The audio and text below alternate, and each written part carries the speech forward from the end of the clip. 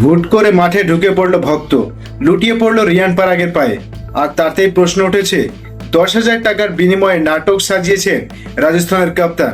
নিজেকে আলোচনায় রাখতে মাঠে ভাড়া করে আনেন ভক্ত।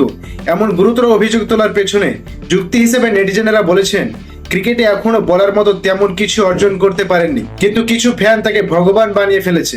তাই মাঠে তার পা ছোঁয়া পুরোটাই নাটক মনে করছেন নেটিজেনরা।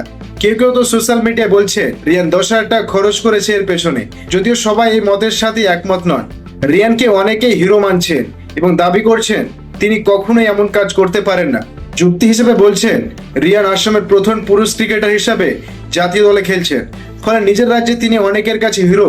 তাই মাঠে ভক্তরা এমন পাগলামি হওয়াটা স্বাভাবিক। সবচেয়ে বড় ব্যাপার, নিজের হোম গ্রাউন্ডে তিনি খেলছেন, সেখানেও তো তার ফ্যান থাকতেই পারে। তাই রিয়ানের পা ছোঁয়াতে হাসির কিছু দেখছেন না অনেক ভক্ত, যদি এই বিষয়ে কিছু বলেনি ভারতীয় এই অলরাউন্ডার।